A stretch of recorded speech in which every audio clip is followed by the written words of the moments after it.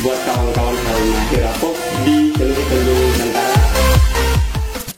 Gubang, terima kasih so datang di Halmahera TV. Terima kasih Pak. Saya justru berterima kasih, bukan dari Pak Firjal yang berterima kasih, tapi saya sendiri berterima kasih karena sudah disuguhkan juga kopi pahit. Dan biasanya kopi yang pahit itu tandanya bisa mengobati. Sesuatu yang mengobati pasti pahit. Dan malam ini saya cicipi dulu kopi Jalan Malut. Ya, Jalan Malut Bene Group. Ya, JMG. Aduh, awal Gubang sudah mulai menguasai saya ini. Bagaimana tuh akan bercerita secara jadi? Relax aja, relax. Gubang sudah coba menguasai host ini. Gubang saya sengaja undang Gubang ke sini karena banyak hal sekali perdebatan, banyak hal sekali obrolan, banyak hal sekali percakapan yang sebenarnya terjadi antara saya dan Gubang. Gubang dengan orang lain, Gubang dengan politisi, Gubang dengan birokrat, Gubang dengan wartawan. Banyak sekali terjadi di pojok Jarot, saya namakan pojok Jarot, yang begitu. Penting bagi saya undang Gubang ke sini itu bercerita banyak hal sebenarnya, gitu. Gubang saat ini di mana aktif? Saya sebagai ASN ya. ASN. ASN saya sejak 2017 dipindahkan ke Ternate Barat. 2017. Itu pasti bertepatan dengan Ternate Barat berdiri. Ya, jadi saya dulunya di Dinas Lingkungan Hidup. Lingkungan Hidup. Ya.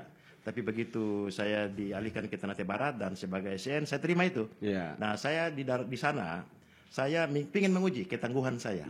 Seberapa jauh ketangguhan saya bila diarahkan ke daerah-daerah yang lebih terpinggirkan di sana. Ya. Tapi alhamdulillah saya teruji. Dan apakah itu daerah terpinggirkan dalam kacamata Gubang? Terpinggirkan secara geografis ya. Ya. Tapi saya tangguh di sana. Saya mampu, alhamdulillah dalam 4 tahun ini saya bisa. 4 tahun ini saya melihat Gubang sangat teruji. Ada satu yang menarik. Alhamdulillah. Di sela-sela percakapan saya sama Gubang di Jarot adalah Gubang geliat sekali mengkampanyekan namanya Tebar Pesona. Ternate Barat mempesona. Yeah. Itu luar biasa itu. 1-2 kata yang menurut saya luar biasa. Dan belakangan saya melihat betul-betul Ternate Barat sangat mempesona dengan aktivitas kepariwisataannya, kebudayaannya. Saya kira ini ide-ide Gubang tereksekusi dengan baik di sana ini. Ya, saya kira kalau sesuatu itu menjadi daya tarik, kalau ada pesonanya, dengan pesona itu orang bisa melirik kan. Nah, tadinya Ternate Barat ini kan kurang dilirik. Jadi kita pakai tagline Tebar Pesona sehingga orang semakin melirik daerah yang tadinya tidak dilirik gitu. Gubang ini kan dulu sebenarnya sebelum tung lari bercerita begini jauh sekali, tapi saya suka kenal Gubang itu pertama di Jarot. Ya. Jarot pertama kali itu yang di belakang ini. Itu Jarot kedua sih, tapi saya pernah lapangan tenis ya, di lapangan bukan di sini di sekolah Cina. Oh, sekolah Cina awalnya ya. Ya. Di Bimoli itu. Betul. Ya, beberapa kali saya makan di situ bersama guru di Muhammadiyah. Terus saya ketemu Gubang serius sekali itu di Jarot. Iya. Di belakang tenis itu. Iya. Saat itu Gubang mau calonkan diri sebagai wali kota. Itu saya bilang ini orang PID gila sekali. Bikin apa kau mau jadi calon wali kota? Oh iya ya. Samsir masih ada. Kita mereview kembali. Saya itu kemarin sekedar simulasi cara politik karena saya memegang prinsip bahwa soal dalam demokrasi equality opportunity for citizenship. Apa itu? Ampun, for saya bingung. Citizenship ya. Jadi kesetaraan kesempatan warga negara itu dalam demokrasi itu siapa saja boleh mencalonkan diri. Tapi saya coba masuk dan ternyata di sana banyak tembok tinggi tembok tebal yang harus kita hadapi, dan saya mengangkat tangan dan saya mundur, tidak mencalonkan diri lagi. Jadi itu semacam simulasi politik.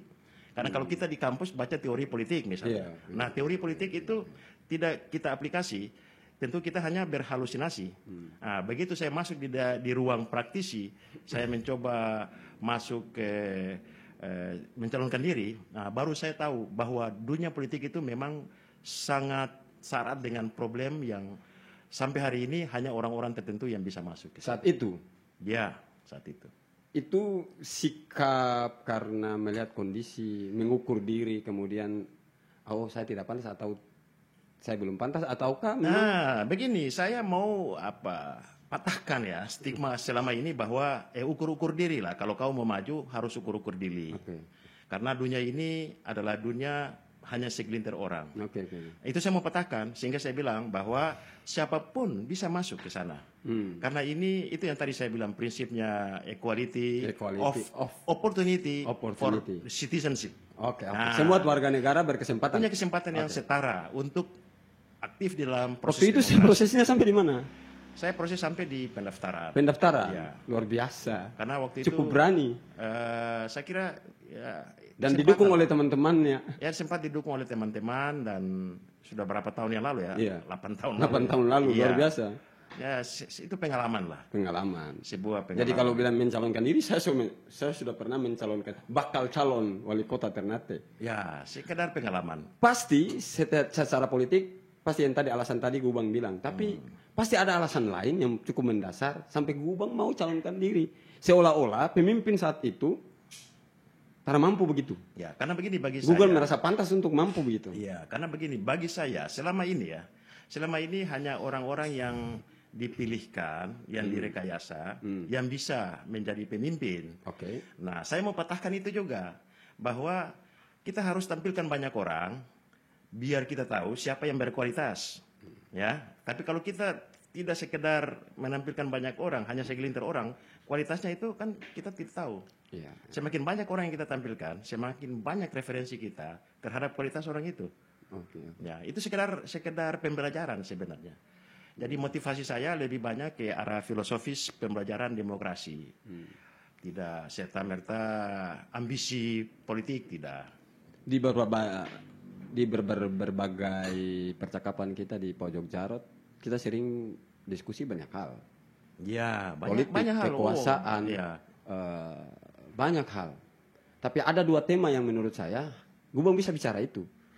Bukan berarti bahwa pengetahuan memiliki absolutisme yang tidak bisa dibicarakan oleh orang lain, tidak. Iya. Tapi saya melihat Gubang punya relevansi dan punya secara basically punya kemampuan bicara dua tema.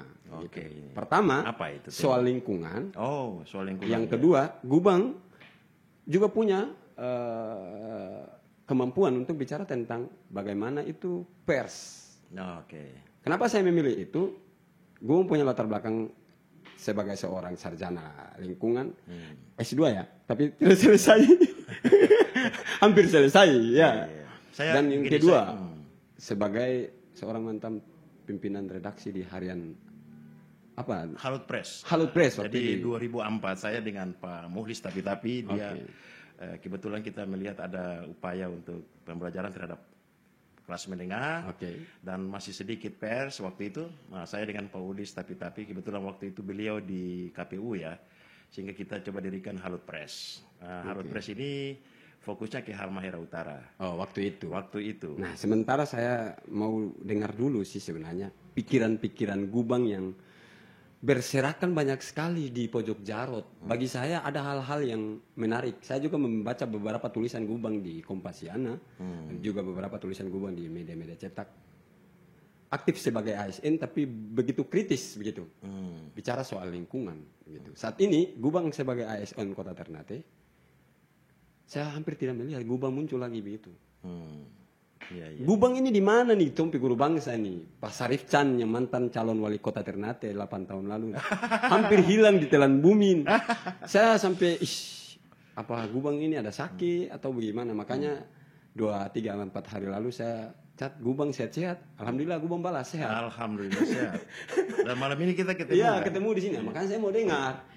Gubang pikiran-pikiran yang cerdas, wacana-wacana tentang lingkungan di Ternate. Kita ini kota kecil yang wacana lingkungan air-air ini cukup kritis sebenarnya. Saya mau dengar itu dulu. Ya, jadi kota ini menurut saya ya, ini banyak problem yang harus kita benahi. Oke. Kota ini bagi saya, ini dia ada kekurangan daya dukung, penurunan daya dukung dan daya tampung lingkungan. Daya dukung dan daya tampung. Dan daya tampung lingkungan karena space-nya terbatas. Oke. Space terbatas, pertumbuhan penduduknya tiap hari meningkat, ya kan? Pertambahan pembangunannya meningkat, sehingga kita mengalami krisis keuangan, krisis tata ruang. Oke. Nah ini menjadi fokus. Itu yang pertama. Yang kedua soal sampah, soal air. Tapi bagi saya seluruh regulasi sudah ada. Oke, regulasi sudah ada. Regulasi sudah ada. Regulasi sampah, regulasi tentang keuangan. Cuma yang masih kurang adalah kita tidak punya modalitas. Modalitas. Ya, biasanya satu kebijakan itu bisa berhasil kalau ada modalitas. Modalitas dalam arti Modalitas keinginan kerja atau bagaimana? Modalitas dalam hal ini misalnya begini ya. Kita ingin sampah ini berkurang. Oke. Sampah ini bisa berkurang kalau ada modalitas yang kita jembatani ya, sehingga rakyat terberdayakan. Rakyat mau mengambil peran sebagai bagian daripada upaya pengelolaan sampah. Partisipasi maksudnya? Partisipasi. Jadi Oke. soal sampah misalnya. Soal sampah ini kan kota ini 80 ya sekitar 60% itu sampah organik. Oke, oke. Kemudian sampah organik ya, organik 60%, sisanya 30% itu sampah non organik dan 10%. sekian persen 10% medis. Medis. Oke. Nah, justru yang terjadi sampah yang bisa kita kelola justru kita buang. Nah, salah satu sampah organik. Berarti ada 40% tadi itu, yang 30%. Ya, sekitar 60%. Itu 60% itu mestinya diolah. Oke. Tapi ternyata kita angkat ke tempat pembuangan akhir kan. Ya. Nah, mengelola ini selama ini tidak akan terjadi, tidak sukses mengelola ini. Kenapa tidak sukses mengelola ini? Karena tidak ada modalitas. Oke. Nah, modal ini kalau pakai teorinya Anthony Giddens ya. Anthony Giddens, sosiologi. Dualitas struktural. Ya. Nah, itu harus ada fasilitas yang kita siapkan.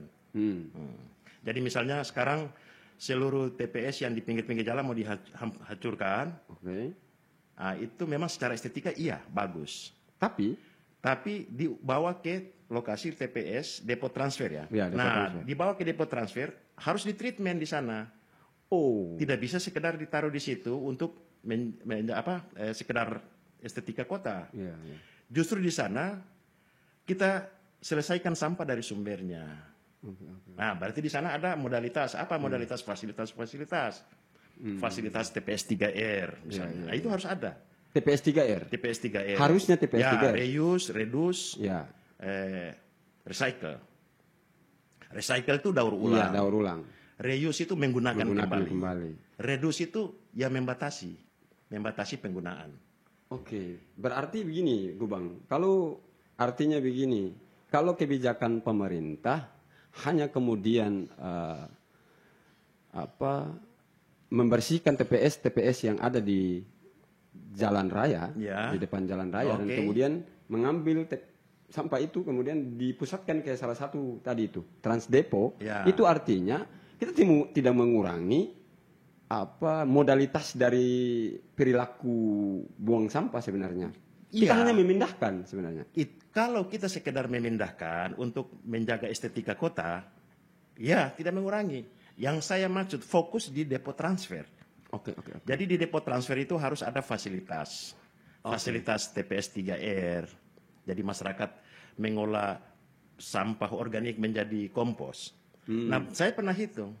Sampah organik ini kalau dibuat kompos, anggaplah begini.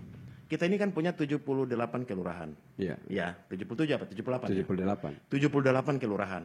Satu kelurahan mengolah kompos itu 100 kilo aja per hari. Kalau 78 berarti 7,8 ton. Iya kan? Nah, 1 kilo kompos kalau dijual itu kan berkisar sekitar 3 ribuan. Kita ambil kasarana ya, 3 ribuan. 3.000 berarti 1 ton 3 juta. Iya kan? Nah, kalau 3 juta kali 78 berapa? Coba Pak Firjal hitung. Iya, banyak sekali. Kalau hitung-hitung 3 kali 7, 21, ya sekitar 25 jutaan. jutaan. Itu PAD. Iya kan? Iya. Jadi ada sumber PAD lewat sampah. Nah, maksud saya, depo transfer itu harus ada perlakuan-perlakuan recycle, reuse, reduce. Recycle, ya organik menjadi kompos. Yang saya tahu kan begini, Gubang juga salah satu orang yang dipercayakan menggodok kebijakan-kebijakan lingkungan di Kota Ternate. Yang saya tahu, yang saya dengar. Apakah itu sudah diwacanakan dan kemudian ada di planning bagaimana perencanaan pemerintah Kota Ternate Transdepo itu menjadi salah satu titik tadi TPS 3R atau tidak? Oh iya, jadi begini, saya ikut turun dalam tim penyusun visi misi, Oke. khususnya masalah lingkungan. Jadi visi misi ini berat memang. Visi Pak Wali ini kan mandiri berkeadilan. Mandiri itu kan berarti independen, bebas. Bebas secara ekonomi, bebas secara politik, bebas secara ruang, bebas secara lingkungan. Jadi mandiri tidak sekedar mandiri dalam ekonomi. Kemudian keadilan. Nah ini keadilan kan soal rasa. Ya. Nah, jadi saya bilang visi beliau ini berat sebenarnya. Ya, itu yang dibilang Jadi- oleh Anies Baswedan tuh. Iya, jadi Kita boleh menggusur, tapi yang paling sulit bagi kita adalah memberi rasa keadilan terhadap warga. betul. Jadi ini visi yang cukup berat untuk kita, butuh energi yang mumpuni sehingga bisa menyelesaikan visi beliau. Keadilan ini kan soal rasa, iya kan? Nah, kalau keadilan ini soal rasa, berarti kita harus mengukur. Kalau saya menggunakan teori utilitarianism, Jeremy Bentham misalnya, bahwa the greed of happiness is the great number. Ya. Iya, iya, iya. Sebuah kebijakan bisa bisa dinyatakan dilakukan adil bila kebijakan itu bermanfaat, dirasakan banyak orang manfaatnya. Bisa membahagiakan banyak orang. Membahagiakan, ya, Membahagiakan happiness. happiness. Iya. Itu kebijakan yang adil. Oke. Nah, utilitarianisme ini kalau kita lihat, dan ini apa yang Pak Wali bikin ini kan sebenarnya sudah diaplikasi lewat teori-teori seperti ini. Iya, iya, iya. Teori John Rawls misalnya. Ya, Coba menerjemahkan ini ke dalam kebijakan-kebijakan real, maksud saya. soal keadilan. Hmm. Jadi misalnya ada prinsip keadilan yang berbunyinya begini, equality of opportunity, ya, for citizenship. Saya kasih contoh ya, misalnya rekrutmen PDAM, pengawas dan direktur PDAM, itu kota Ternate membuka, Bagi siapa? Saya? kepada siapa? Itu artinya memberikan kesetaraan kesempatan kepada siapa saja untuk turun masuk ke dalam pengelolaan air minum. Jadi memang beliau sudah menerapkan Tapi kan asas keadilan. begini Bu Gubang, yang saya lihat, yang terpampang di publik saat ini adalah ada lipstik yang terlalu tebal di urusan membenahi manajemen PDAM. Seharusnya kan langkah ini harus dipercepat. Oke lah, kalau salah satu sebelumnya saya berdialog Oke. dengan Saya minum dulu ya. ya, kopi. berdialog dengan siapa? Rosidan. Itu kita sudah bicara soal itu, gimana manajemen. Tapi kan saat ini ada kondisi real di mana orang baterai air mati kiri kanan, air terbajalan di minggu-minggu begitu. Jadi begini, kalau Ada kebijakan yang harus secara cepat-cepat dibijaki oleh pemerintah daerah, Iya. gitu, untuk memastikan bahwa kebutuhan dasar warga masyarakat Kota Ternate ini terpenuhi. iya, saya kira iya harus fokus ke pelayanan standar. Karena pemerintahan ini kan mengalami evolusi, iya kan? Evolusi dari administrasi provider, Iya. lama itu, Iya. paradigma lama. Administrasi provider sebagai penyedia administrasi beralih ke Public service. service provider, Iya. penyedia layanan. Penjelasan. Kemudian berevolusi lagi ke facility provider, Iya. penyedia fasilitas. Iya. Nah, sekarang kita ini kan berada di era yang keempat, era collaborate provider. Ya, kolaborasi. Ya, jadi pemerintah membuat platform, ya, kemudian masyarakat sebagai content creator. Nah, dalam soal air ini juga, ini harus kita aplikasi ini. Kita tidak bisa pakai paradigma yang lama. Jadi bagaimana itu? Jadi kalau saya, ini soal kebijakan ya, maka masyarakat harus ikut terjun bersama-sama soal misalnya air, soal perpipaan misalnya, pemasangan digitalisasi. Ini Misalnya pemasangan, bagi saya begini, air ini kita secara teknologi masih rendah. Oke. Soal penggunaan ya, sehingga kebutuhan masyarakat kadang-kadang tidak terpenuhi soal air karena ada behavior atau perilaku yang boros air. Oke. Karena air ini sangat murah, 1 meter kubik cuma 6.000. Ya. Maka kalau saya tawarkan, kita harus pasang semacam, kita memanfaatkan Internet of Things ya, IoT itu. Jadi memasang semacam smart level meter di setiap rumah-rumah. Bahwa setiap rumah itu kita kalkulasi. Misalnya kalau satu orang menggunakan air 125 liter ya, misalnya. Standar itu kan 125 liter per orang per hari. Kalau satu rumah itu ada 5 orang, berarti 16 liter. 25 liter per hari. Berarti setengah kubik. Setengah kubik. Ya, setengah kubik. Untuk 1 kakak per satu rumah. kakak. Oke. Tapi kita lihat penggunaan air justru melebihi itu. Nah, smart level meter, water meter ini bisa kita pasang semacam sensor sehingga begitu air melebihi itu, dia di punishment. Dia disuruh bayar mahal. Bayar mahal. Lebih dari 6.000. Penggunaan. Iya. Karena kalau tidak, maka masyarakat lain kekurangan air. Itu luar biasa, itu kerja, itu luar biasa itu. Jadi soal PDAM ini ada aspek manajemen yang kita harus selesaikan, ada aspek teknis. Nah, aspek teknis ini harus kita ikuti dengan perkembangan teknologi. Nah, partisipasi dan kolaborasi ini yang ada poin di situ dia, masalah air dan masalah sampah itu hampir sama. Bagaimana kita harus membuat partisipasi masyarakat, misalnya tadi itu terhadap sampah. Jadi begini. Kecenderungan orang itu suka ke hal-hal yang memberikan manfaat bagi dirinya. Oke. Bila tidak memberikan manfaat bagi dirinya, dia tidak akan menoleh. Oke. Ya kan? Nah, sampah itu kita belum berikan nilai. Masyarakat masih melihat itu tidak ada nilai, sehingga dia tidak menoleh. Justru itu harus kita rekayasa. Yang tadi saya bilang tadi. Jadi misalnya soal kompos. Berarti kalau ada rekayasa dari pemerintah harus ada kebijakan yang kemudian bagaimana membuat masyarakat melihat sampah itu supaya bernilai. Oh iya, jadi begitu.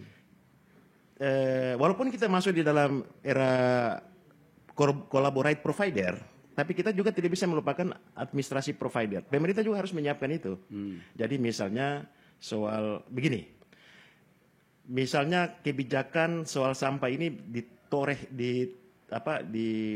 dilihat oleh masyarakat sebagai sesuatu yang seksi. Misalnya begini, Anda bisa membayar air menggunakan sampah plastik misalnya. Ya, tepat sekali. Anda tidak perlu bayar pakai uang, Anda bayar pakai sampah plastik. Jadi di PDAM itu harus disiapkan satu ruang khusus yang menampung sampah plastik dari pelanggan yang mau membayar air.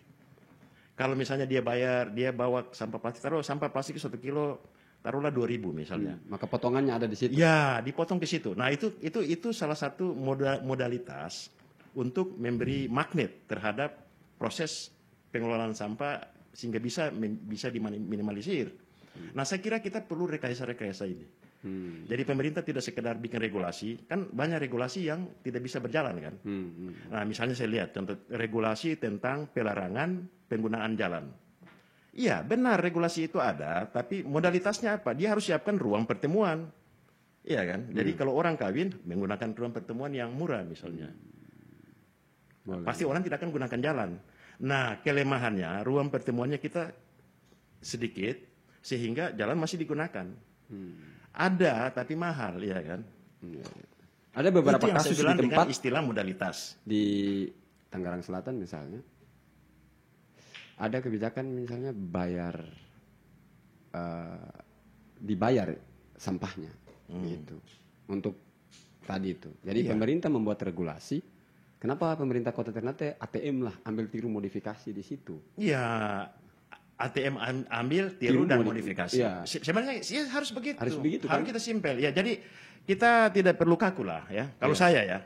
Jadi itu cari contoh-contoh yang saya bilang tadi, modalitas-modalitas yang kita rekayasa sehingga menarik masyarakat untuk bisa mengelola sampah secara mandiri. Kan kalau misalnya satu rumah itu dia mengelola sampah 1 kilo per hari, yang sampah plastik, berarti kan kalau saya pakai data PDAM itu kan 30-an langganan, 35.000 langganan. Berarti kan sudah 3,5 ton satu hari itu. Sampah yang tidak terbuang kan. Nah, jadi mengelola sampah itu harus dari sumbernya.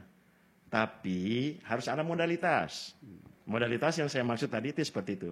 Anggaplah begini, bayar SPP pun apa ya? Pendidikan ya. Bukan SPP apa? Misalnya bayar tagihan listrik menggunakan sampah. Bisa. Karena masyarakat itu harus dikondisikan. Kalau Tapi tidak dikondisikan, dia kalau tidak. mau partisipasi warga, artinya bahwa ada kebijakan. Pemerintah kan bertugas memaksa. Ada unsur paksaan yang dilakukan oleh pemerintah untuk betul. menertibkan ini. Contohnya vaksin tadi. Mau tidak mau Guban tetap vaksin kan? Pak Di vaksin, saya saat- vaksin 2 kali. Ya harus. kondisi saat vaksin, ini ya. kan, sebagai ASN kan Iya. tidak bisa melawan. Betul. Jadi warga harus dibuat begitu. Misalnya kalau tidak buang sembarangan dapat punishment, dibuang pada tempatnya, dikasih reward. Misalnya tadi 2.000 per kilo atau bagaimana. Nanti itu masuk di TPS 3R. Betul. Ya, ya Baru itu yang diterkelola menjadi duit. Arahnya harus ke situ. Mungkin awal-awal menurut saya begini, di saat terpikirkan begini, mungkin awal-awal orang dipaksa untuk buang sampah secara tertib yang organik dan non organik, tapi itu dibayar. Tapi lama-lama 1 tahun mungkin pemerintah subsidi dulu untuk membayar itu, tapi lama-lama itu menjadi habitus, kebiasaan. Habitus. Ya. Itu menjadi kebiasaan. Itu Iya. kenapa tidak dilakukan pemerintah? Yang saya lihat kan masih di urusan pengadaan mobil sampah. Memang kita butuh itu. Kita bukan tidak butuh itu, kita butuh itu. Tapi sistemnya yang harus dibangun secara matang dari hulu sampai ke Betul. hilir. Jadi Itu yang saya belum lihat sistemnya. Makanya master di 100 hari, maaf gue Bang ya, karena Iya. ini orang lingkungan toh. ya. 100 hari saya tidak melihat inovasi master plan kebijakan persampahan dan air bersih di Kota Ternate. Ya, jadi begini. Kalau saya mau bilang begitu. Oke, saya bisa pahami itu. Jadi 100 hari itu, 100 hari itu kan nggak ada dalam sejarah Nggak ada, pemerintahan. nggak ada. Cuma ya Itu pertama kali di sana di Amerika. di pertama Amerika kali. 100 hari ya. Iya. Nah, 100 hari itu bagi saya itu early warning Iya. terhadap visi misi. Ya harusnya kan begitu. Iya. Tapi early warning itu yang tidak dilihat Karena sebenarnya. soal kan. sampah ini kan soal keseharian. Kalau misalnya 100 hari itu hal-hal yang sifatnya melampaui hal-hal kehidupan standar soal sampah itu bisa. Tapi 100 hari ini kan soal sampah dan sampah itu kan tiap hari terjadi. Nah, tapi bagi saya itu adalah early warning. Pak Wali hanya early warning kepada SKPD bahwa ini loh yang harus kita benahi itu seperti ini. Oke. Nanti diterjemahkan di RPJMD. Kan kita punya RPJMD. Ya. Nah, RPJMD juga baru disahkan. Baru disahkan ya. Iya, dan beliau baru 6 bulan itu kan belum ada guidance ya. Ya, belum ada RPJMD. petunjuk yang- Ya, jadi RPJMD itu kan untuk 5 tahun. Nanti di RPJMD dibawa lagi subnya itu adalah RKPD. Ya, RKPD. Rencana Pembangunan Kegiatan Daerah. Ya. Daerah. Nah, di RKPD masuk di program-program di dinas. Ya. Nah, dia harus mampu menerjemahkan ini ke program tadi. Early warning saja kalau saya yang 100 hari itu. Jadi tidak bisa kita jadikan patokan. DPR kemudian di berbagai macam berita yang sudah kami sajikan, misalnya di DPR kemudian mendukung cara penanganan sampah dari pemerintah Kota Ternate. Langkah DPR, dukungan DPR itu adalah bagaimana soal pengadaan itu apa? Motor VIA. Motor VIA. Kan Ya, begitu. jadi begini, jadi itu kadang-kadang begini saya jaga bilang, kadang-kadang orang membeli buku atau membawa buku, dia merasa dia sudah membaca buku itu ya. Kadang-kadang kita mengadakan pengadaan mobil sampah, mobil VR, seakan-akan kita sudah selesaikan sampah. Tidak begitu. Ya, itu artinya bahwa kita pada Fokus output bukan kita- outcome kan? Oh iya, fasilitas itu kan, jangan kita fokus ke fasilitas. Output terbeli Fiat roda 3 sebesar Ya, tapi sebanyak kalau ini. dia cuma taruh di kantor kelurahan itu mobil itu buat apa? VR itu ditaruh di kelurahan buat apa kan? Nah, maksud saya begini. Yang kembali ke tadi saya jelaskan tadi. Jadi sampah itu harus diselesaikan dari sumbernya. Ya, harus kita buat kelompok-kelompok kecil. Jadi sampah berbasis partisipasi masyarakat. Kan sudah ada pilot projectnya di beberapa tempat, salah satunya Tubo misalnya. Iya, justru itu pilot project itu menjadi rule of law, rule of model ya. Iya. Harus ke kelurahan-kelurahan lain. Kenapa itu tidak ini ke kelurahan-kelurahan lain? Seharusnya itu dijadikan pilot project pemerintah. Iya, harus di ekstensifikasi Yang kelurahan lain. terjadi adalah pemerintah membuat pilot project baru penanganan sampah Transdepo di Bastion. Bastion. Ya. Memang Artinya kan ini kontradiksi nih. hmm, Kalau kita mau menaruh, ini public choice lah, menaruh pilihan publik oleh pemerintah kan gitu. Kalau kita bila lihat efektivitas misalnya, mungkin yang lebih efektif TPS 3R. ya Yang harus. dimaksud dengan partisipasi masyarakat, masyarakat betul-betul berpartisipasi kan gitu. Betul. Jadi depo transfer itu adalah instrumennya, sistemnya adalah TPS 3R. Oke. Ya, iya kan. Oke. Jadi begini, saya justru itu menjadi sumber pendapatan baru bagi daerah ini. Tadi kan kita sudah hitung, kita asumsikan lah satu kelurahan nggak usah banyak-banyak, 100 kilo aja. Dia mampu menghasilkan kompos kan. Berarti kan sudah 7,8 ton. Ya, satu hari 25 juta. Kalau kompos itu dijual, kan bisa dijual ke dinas dipaksakan dinas Karena pertanian Ted pun punya menggunakan juga kompos. punya dana kelurahan yang cukup lumayan untuk membangun kelurahan masing-masing. Sebenarnya kan kalau saya lihat kalau misalnya ini disinergikan antara program yang di atas dengan platform program yang di bawah, Ya. di bottom up, artinya bahwa penanganan sampah bisa disinergikan dari kelurahan yang bersangkutan. Iya. Jadi misalnya, oke lah taruhlah kalau kebijakan punishment and reward bagaimana penanganan sampah agar masyarakat berpartisipasi. Kalau misalnya orang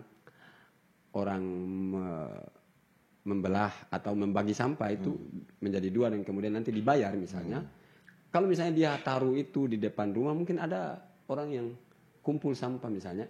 Kalau pemerintah sibuk, bayar dari mana? Sebenarnya kan ada dana kelurahan yang dari kelurahan dialokasikan ke situ. Ya SK Wali Kota harus menyusul itu supaya dari bawah kan dia tereksekusi dengan baik. Ya.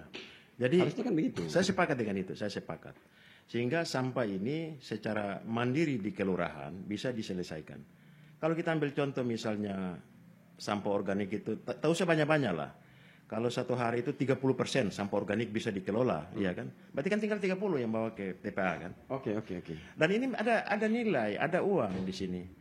Ini banyak rekayasa, banyak inovasi ya, banyak inovasi yang bisa menyelesaikan problem sampah. Saya minum, Bang. Banyak inovasi.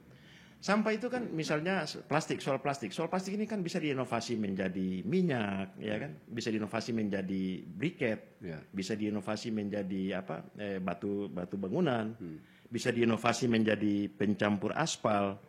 Tapi kan kita belum bikin rule of modelnya, ya kan? Sehingga masyarakat belum tertarik. Nah, memang ini harus konsen ke sini, harus konsen ke rule of model, sehingga dia menjadi seksi kan. Kalau cewek itu dia nggak make up, jalan orang nggak lirik. Begitu dia make up, harusnya kan ternate dengan wilayah yang kecil, dengan pertumbuhan yang cukup besar. Tinggal kan kalau bicara kita iming-iming sederhana kan bisa dipetakan itu sebenarnya. Karena ruang lingkupnya terbatas pulau. Betul. Harusnya. Kan begitu. Dan begini, kota ini harus ditangani secara sesuai dengan karakter kota. Kan kota ini bukan kontinental ya, dia pulau yang kecil. Jadi kalau saya, visi yang harus kita selesaikan, mindset ya bukan visi, mindset kita harus mindset kayak Singapura. Singapura itu kan ruangnya terbatas, sumber dayanya terbatas, kemudian cara penanganan juga tidak biasa, dia sesuai dengan kondisi itu. Singapura semua orang masuk di situ. Yang Pak Wali kan sering bilang, ya kan, soal keruangan ini kan, mungkin kebijakan yang diambil itu lebih vertikal, bangunan misalnya, sehingga tidak memakan lahan yang banyak. Itulah soal keruangan. Ada yang menarik terakhir ini di beberapa wacana yang kemudian muncul di publik, misalnya soal membangun rumah sakit di lahan reklamasi, gitu. Bagaimana membangun rumah sakit di lahan reklamasi? Saya melihat ini harus dicermati secara serius sebelum dieksekusi. Mumpung ini masih dalam tahap rencana. Sebaiknya bagaimana? Ya, jadi ini kan karena sebagai orang lingkungan lah melihat ini. Kalau soal fasilitas kesehatan itu kan wajib ya. Wajib, memang wajib. Tugas kewajiban wajib dari pemerintah. Dan sekarang kita ke pihak ketiga kan? Ya. Seluruh budget yang mau dipakai itu menggunakan tangan pihak ketiga. Mungkin dia menggunakan sistem BOT ya, Board of Transfer. Jadi bangun dulu, kemudian 30 tahun baru diperpanjang atau dikembalikan ke pemerintah kota. Saya kira kalau dari soal apa lingkungan, sesuatu itu bisa dilarang kalau tidak ada teknologi penanganannya. Jadi rumah sakit mau dibangun di reklamasi, no problem juga. Asal ada teknologi yang bisa menangani dampak dari kegiatan itu. Rencananya rumah sakit apa ini? Rumah sakit umum atau rumah sakit pusat? Apakah pusat penyakit, salah satu penyakit atau apa? Ya rumah sakit umum daerah kan. Di dalam AMDAL itu kalau sesuatu kegiatan bila tidak ada teknologi yang bisa menangani dampak negatif, maka dibatalkan itu. Tapi kalau rumah sakit kan punya teknologi, punya misalnya insinerator, punya instalasi pengolahan air limbah, dan itu harus benar-benar ditangani secara profesional, sehingga yang keluar dari dampak yang keluar itu benar-benar sudah toleran terhadap lingkungan. Tapi kalau misalnya Bang Firjal bilang tadi kita bangun sesuatu, kemudian ini di pinggir pantai, terus saya cuma cari teknologi ada nggak yang bisa menangani itu. Kalau tidak ada teknologi, jangankan rumah sakit, bangun restoran pun bisa dibatalkan. Nah, jadi prinsip dalam AMDAL seperti itu. Oke, itu kan selama prinsip AMDAL. Ada teknologi yang bisa menangani dampak, bisa. Kita melihat prinsip keberdayagunaan kebutuhan masyarakat. Dan kemudian pertanyaannya begini, kenapa dibangun di situ? Kenapa tidak dibangun ke arah Ternate Tebar Pesona lah? Kecamatan Banggubang saat ini berdomisili sebagai PNS, ya kan? Mengabdi sebagai PNS. Kenapa tidak di situ? Saya melihat begini.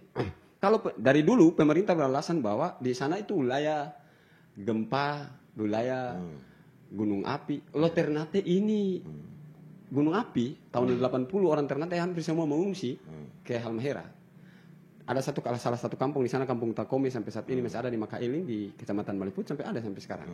Itu adalah bukti bahwa Ternate ini cukup berbahaya. Kita tinggal di Ternate itu di mana saja sebenarnya berbahaya karena tadi daerah rawan bencana. Artinya bahwa alasan pemerintah tidak ke atas dan ke bawah, ke selatan, tidak ke utara, itu prematur menurut saya. Itu yang pertama. Yang kedua, kedaruratan secara ekonomi. Kita melihat dulu di pemerintahan sebelumnya, reklamasi salah satunya adalah bagaimana mencoba menginisiasi kepadatan penduduk, salah satunya kepadatan penduduk karena mau bangun pusat ekonomi dan segala macam. Sekarang kalau kita mau bangun rumah sakit, Undang-Undang Kesehatan juga mengatur itu. Misalnya kita tidak bisa mengambil keuntungan di urusan pelayanan publik rumah sakit, apalagi ini rumah sakit umum daerah. Kan begitu. Artinya kalau kita bangun di situ, uang tidak berputar banyak di situ. Kan planning awal di situ harusnya kan zona ekonomi. Harusnya. Kalau kita bangun itu sebagai pelayanan publik, contohnya rumah sakit, artinya uang tidak berputar banyak di situ. Pemerintah malah memberikan penyertaan modal pelayanan publik terhadap rumah sakit daerah itu. Seperti provinsi saat ini ke rumah sakit umum Baisori.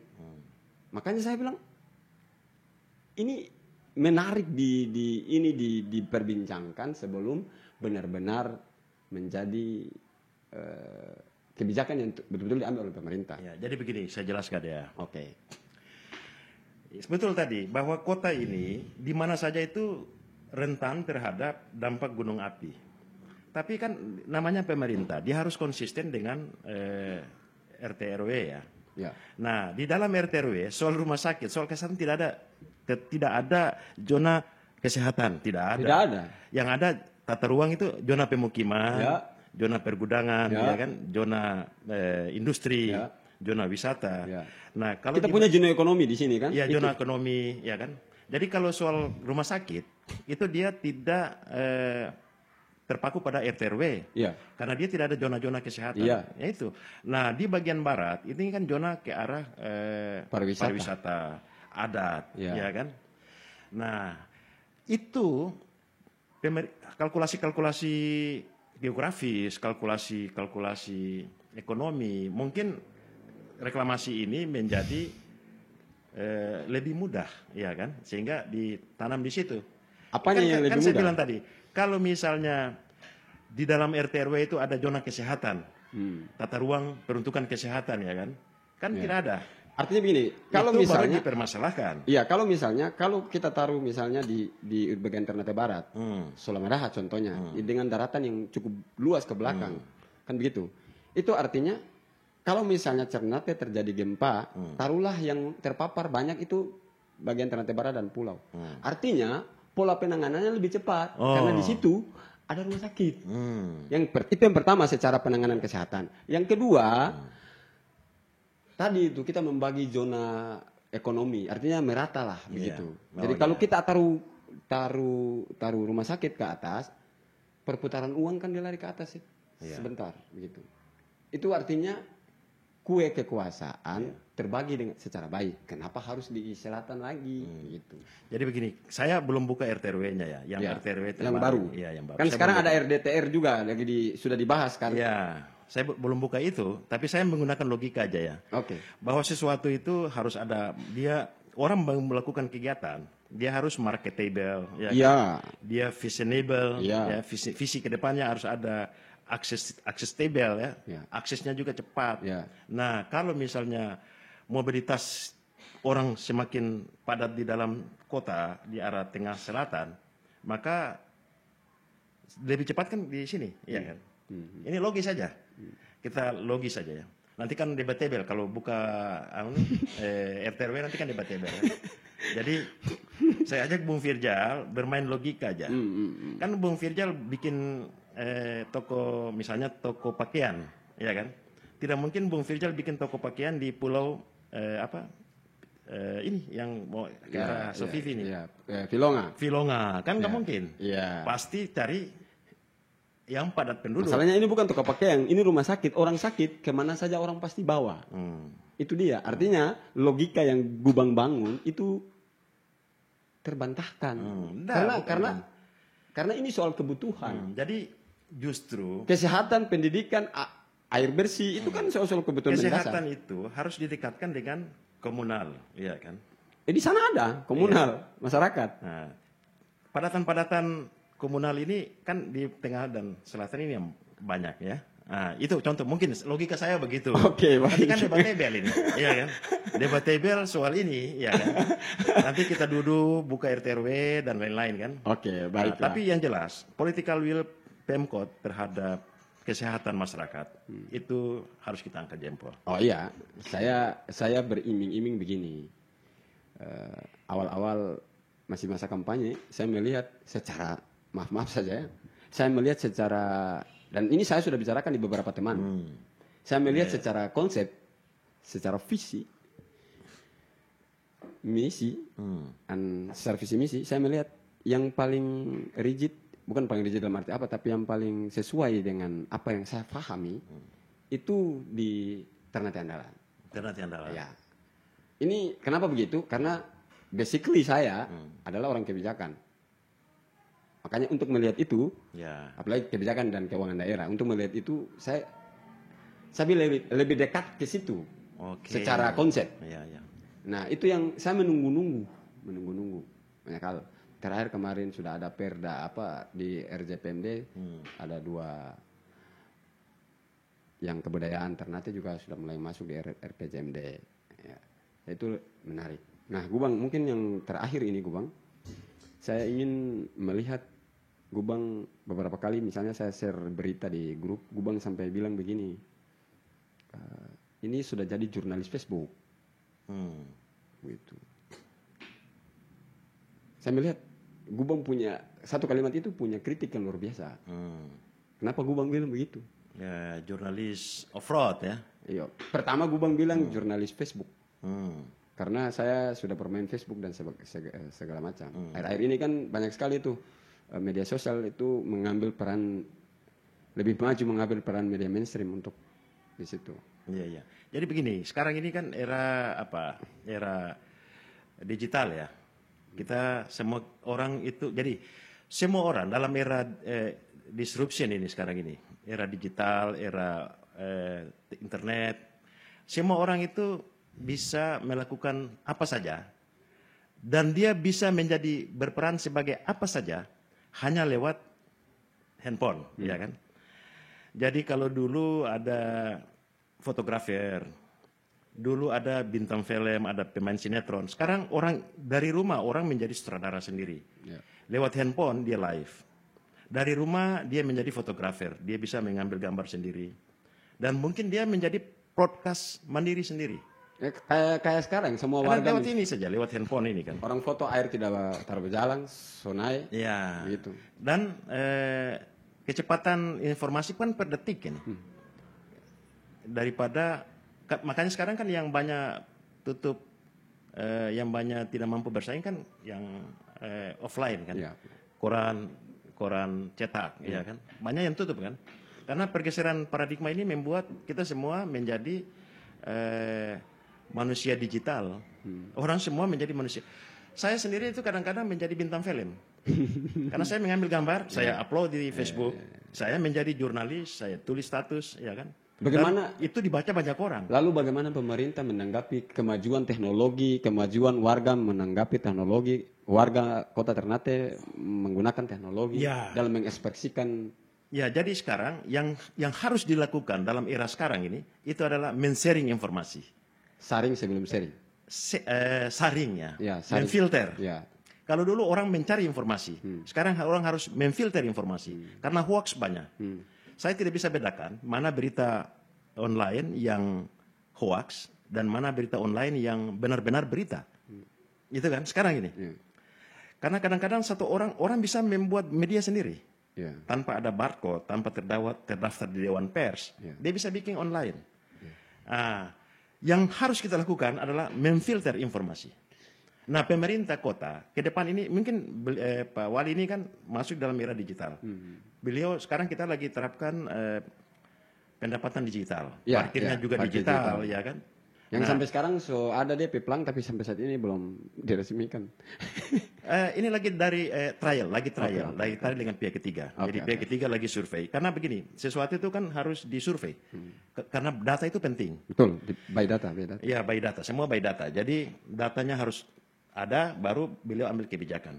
Nah, saya kira apa yang saya bilang di Virjal bahwa jurnalis off-road ya malah ya, saya bilang kan. Selain Kenapa jurnalis begitu? media FB, jurnalis off-road. Kita butuh, dalam demokrasi, kita butuh jurnalis off-road. Menurut Gubang apa selama ini saya bikin Kan hoax? begini, kan kalau mobil itu, kalau mobil sedan, itu kan di jalan tol, dia jalan kan, yang mulus-mulus kan.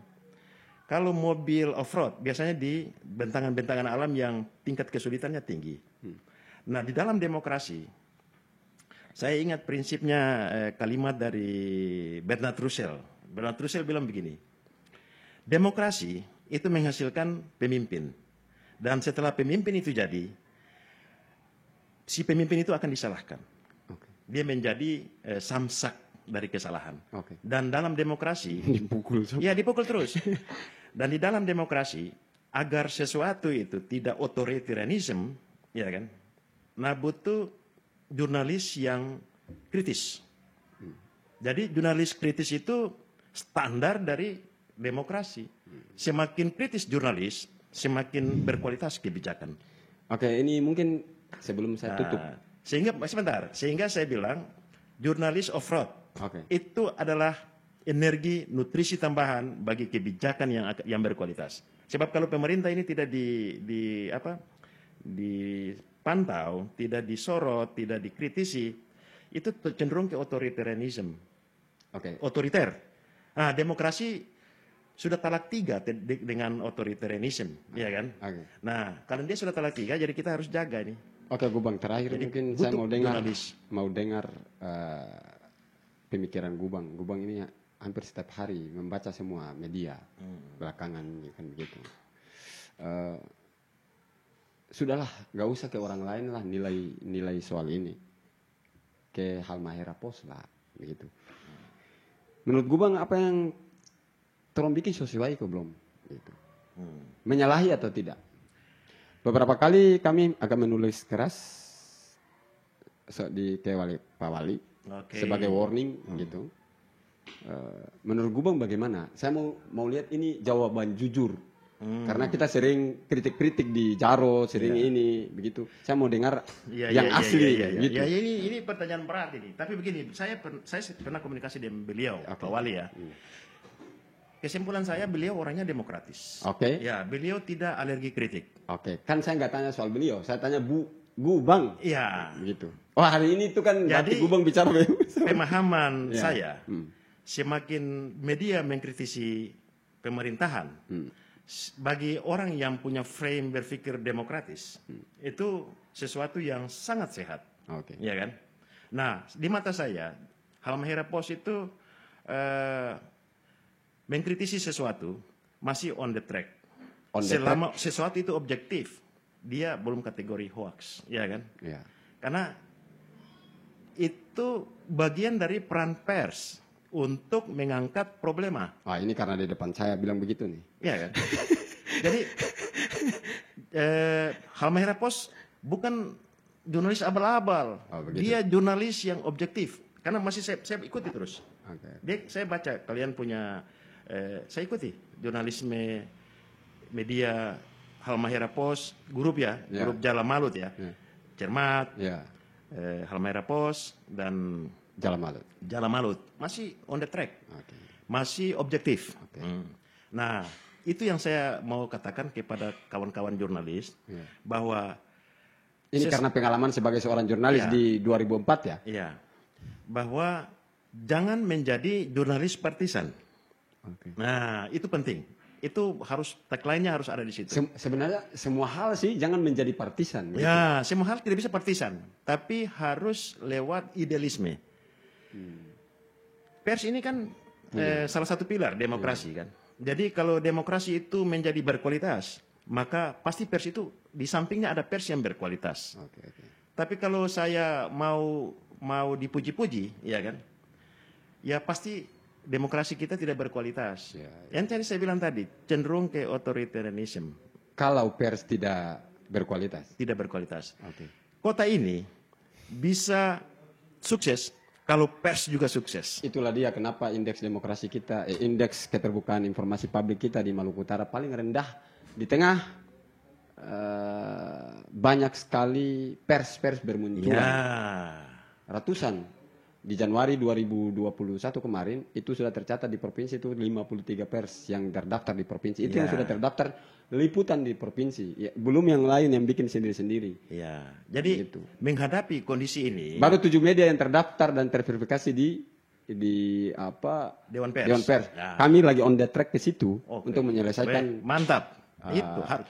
Nah, dalam menghadapi kondisi ini, Iya. ratusan online, Iya, saya kira Pemkot harus verifikatif. verifikatif Iya, betul. dalam soal berita. Iya. Kita jangan menerima semua, Iya. tapi harus verifikatif. Iya. Pers yang benar-benar punya kantor, Iya. punya wartawan, punya barcode ya, Iya.